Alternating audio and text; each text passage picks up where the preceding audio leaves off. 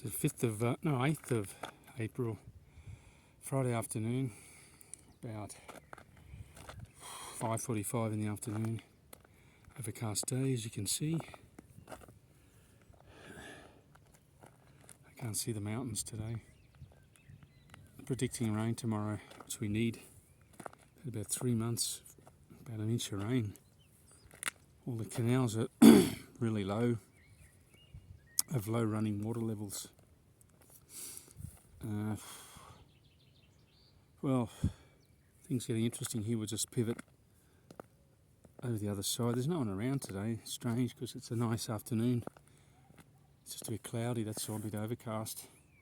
But the weather's pleasant. I could have ridden up here without this jacket. Take it off. Yeah, well, I think some interesting developments in Italy. Mario Draghi doesn't have a clue, I think, what he's doing. He's the ex-head of the European Central Bank, so he knows about banking, but I think as a politician, politics, geopolitical politics, he's a novice. He's making a big mistake.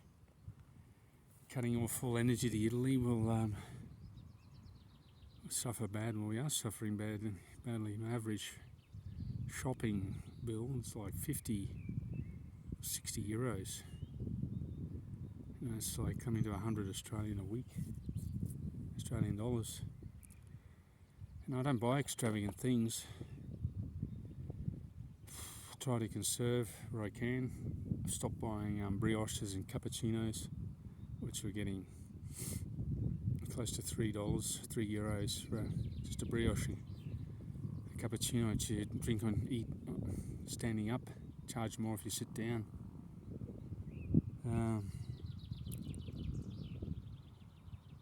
Eating out, probably do that maybe once a fortnight. Used to do it 2 or 3 times a week. That's all gone. The business across the road from the pool. Just let this car go by.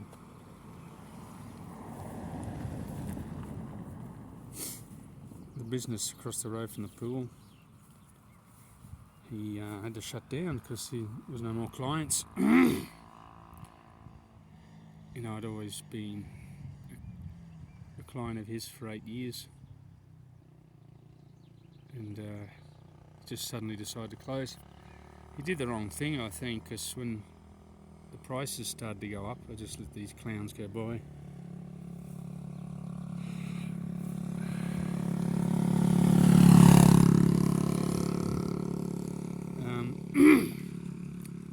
He did the wrong thing. He kept giving people smaller portions, the same price, if not more. So I stopped going there. Well, people aren't stupid. The same with supermarkets. You get less range, poorer service. So there's a big supermarket chain, or not a chain. It used to be really good. It's called Panorama. It's because it's close to an old NATO army barracks, which they use for illegal immigrants. People have come here with no permission to get to stay. I came here to Italy. I had to have a passport, fill out all these forms, even though I'm ethnically Italian, because by birth my father was Italian. These people come here, you don't know anything about them. Be murderers, rapists, let out of prison in Libya or Algeria. They come here with no documents, so under the United Nations Convention, some law, you can't send them back if they claim asylum, or they say, it's hard to prove. I mean, no documents. So I lived in this village. I was accused by the local official of being a spy or something. So I just let them stay because it costs a fortune to do the processing. And what's really annoying, you get these paid police, carabinieri, local police, polizia locale.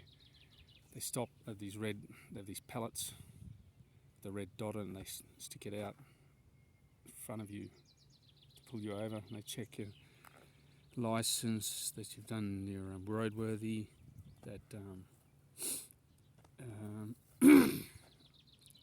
you've got insurance, and if you've got something out of order, they give a really hard time. They give you this big verb, they call it verbale, an explanation of what you've done wrong. Extremely bureaucratic here in Australia. I think this is what will be their downfall, and you'll see the other part of the world, the East, flourish, become bipolar. This will become poor again. See it happening now. I'm living it here. I live here in Italy. You can see it all around me. Compared to when I first came in 2005-06, very prosperous. There was a lot of work, a lot of development, a lot of new things going on. Had a democratically elected premier. We haven't had one for more than a decade, 12 years. They're just technocrats, bureaucrats appointed amongst themselves, not the citizens who pay their wages don't get to choose who runs the country. They choose amongst themselves. It's some sort of deal they do, corrupt. People have lost trust in the institutions. They don't work anymore. Law, politics, medicine. I mean, I had 3 injections. And I tell you, if I had the choice of not taking them, I could have not taken them, but I wanted to cooperate. I was trusting the science and the government. And it wasn't a very pleasant experience injecting some foreign substance into my body. And a lot of people got away with it that didn't have the injections. And they deliberately went out and contracted the virus, and they got immunity, and they're back working where I work. So I don't think it's very fair, because there's been a lot of problems associated with it. I work with my colleague, very healthy young woman, middle-aged woman, 48. She came up to me 2 weeks ago. Can you measure my heart rate with the blood rate monitor machine? I did it, was like 32. And I did it again, it was 42 beats. I did it 4 times, every time it was under 60, and she's been walking around. I mean, that's under 60 is when you wake up in the morning, you're rested. And something was wrong, and so now she has a pacemaker.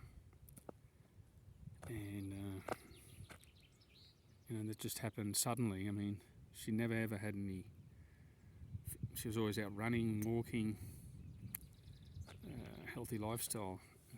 Strong correlation between the treatment, which I can't say if I'm putting this on YouTube, that was administered to her, and her heart problem. I mean, there's no liability. How do you prove it? This could affect her later in life when she's older. Complications, even though the psychological, the stress, waking, this piece of plastic inside your body. Anyway, that's another story. I mean, Italy, I live here. I've lived here 16, almost 17 years. An interesting experience. You Anglos, if you see this, you people that live or start a business in your own country, you come over here and try and start a business, learn a language, try and integrate into the culture. Place a bet, even if it was Elon Musk, 90% of you would fail. You'd be back on the plane within 3 months, or maximum 3 years. Very hard.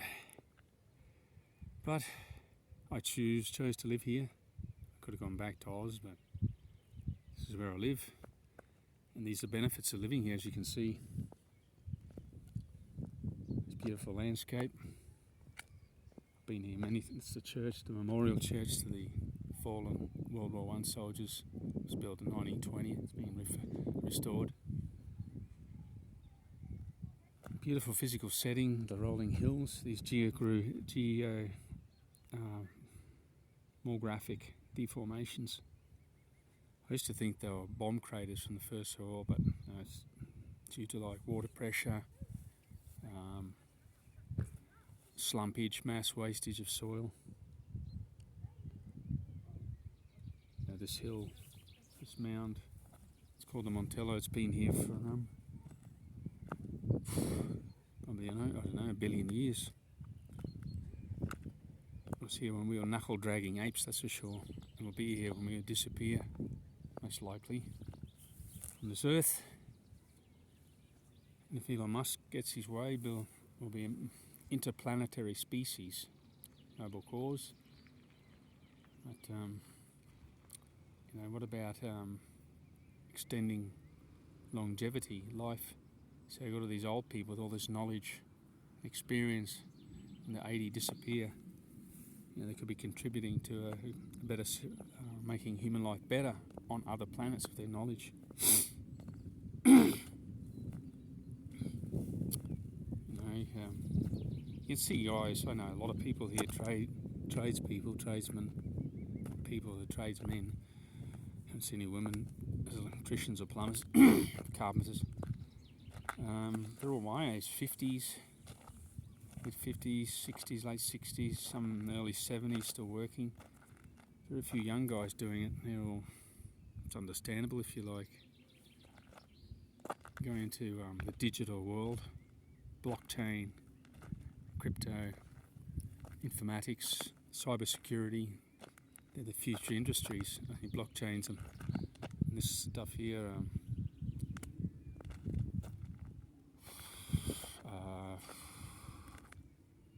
the digital age, the digital technology, so everything's going digital. So I'm trying to educate myself at 56 to mine some Dero. Dero is a smart contract blockchain cryptocurrency with homomorphic encryption, which means it's private. It's what your money, your wealth should be. It's yours, you've earned it. It's your intellect, your energy, your idea, your sweat, your time. It's yours, it shouldn't be given to anyone else. Same with your income tax. It was just introduced to finance the First World War. Before that I think it was a small, used to tax people based on transporting goods from one region to another, one town from another. It was like import duties. And then, here we go, there's the 6 o'clock bell. And then came the First World War and they needed to fund the war. So, tax people on the income. And they never removed it. We've had it ever since, people pay it. Just like in medieval England, they used to have a saying, that's daylight robbery. And when you think about that phrase, daylight robbery, what the hell does that mean? They used to have a tax in England on how many windows you had. They used to tax people who were fined if you weren't wearing a certain type of woolen cap, because the wool was produced by the royal industries, which were owned by the aristocracy. So it was income from the royal family. Just a concentrated super elite class maintaining all the wealth, 90% of the wealth. Nothing's changed today. You look at our mate Elon Musk. He's going to get his greedy little fingers on power, on communication, on Twitter. He speaks a lot of shit as well, saying not long ago, Bitcoin, I'm going to buy it. And then he says, I'm not going to buy it because it pollutes. Then he says he's flip-flops one day to another. And he's pushing in Dogecoin, which he didn't create. I mean, he's a businessman. He's not a scientist like Elon Musk, where he invents stuff from scratch. He tries to portray himself as such. But do your Wikipedia search, you look at Tesla, he didn't create the company. If you look at Twitter, he didn't create that. You look at Dogecoin, which he pushes cryptocurrency, he didn't create that. The only invention he had, copied from another one similar, I think from DigiCash, was PayPal, which he got kicked off. It was his, and he sold it for 300 million. That's when he started his little rocket games. So do your due diligence when you see these people, they're geniuses. He's a smart businessman, so he's not a genius, he's not a scientist, he's not an inventor. electric car was invented at the beginning of last century, and General Motors, had a really good electric vehicle in 1990, but didn't have the lacking infrastructure. It was still a good car. Have a look at it. Do a YouTube search, 1990 EV electric vehicle, General Motors, Los Angeles. No Musk there. Anyway, just informing you what's happening in Italy, which people don't talk about, but it's a pretty big economy in Europe. It's the fourth biggest economy. Exporting 20% of products to Russia. We're going to get smashed. Craziness, putting sanctions. It's the Russians just sell to other products to the Eastern. Like the population's 7 billion. I mean, I think 800 million are they've got countries in total, about 1 billion people are associated with the sanctions. The rest of the world, the other 6 billion aren't sanctioning Russia. So there's a new customer base that's closed the door on us. All this industry here, the back of me, I'm right in the middle of Prosecco, the Prosecco area. Then 15-20% of the produce goes to Russia. Gone. So, they probably have to lay off workers, less investment, less money, less income tax for the government. Because you've got idiots running a country. An elite class that treat the citizens like refuse. And no one knows what to do about it. You need a decentralised system where centralised control is abolished. Why can't we just have small councils, small communities, local councils deciding on laws? Have your own private police force, organise your neighbours and get a privatise the police force. Because they're not paid very much here, and they just collect money. I mean, our neighbours got robbed New Year's Eve. There was no investigation done. Nothing. No one went around and checked for fingerprints. No one went around and asked questions to neighbours. Did you see anyone? What did he look like? But when you're on the road and they pull you over, there's like 10 officers, one with a pallet, 2 filling out paperwork, one sitting in the car picking his nose. And they give you a really hard time. We're the employers, we pay their wages. It's better to have a privatised police force. So, you can organise amongst your local community how we're going to deal with crime. Decentralised control. We're all here by accident. Who's Mario Draghi, who's Vladimir Putin, who's Joe Biden, Trump. There's people like you and I. Their shit stinks. They've got a limited time on this planet. They have fears, anxieties. We're all the same. Just we've grown up under different social and economic circumstances, and that's it. No one should have any power over another person. We should all be equal. But it's not like that. It's in a utopian world. What I'm trying to say is maintain as much independence as you can, work and private life, especially work. If you're a young person, it's going to rain now. Work for yourself. Don't work for someone else. That's slavery. Bye for now.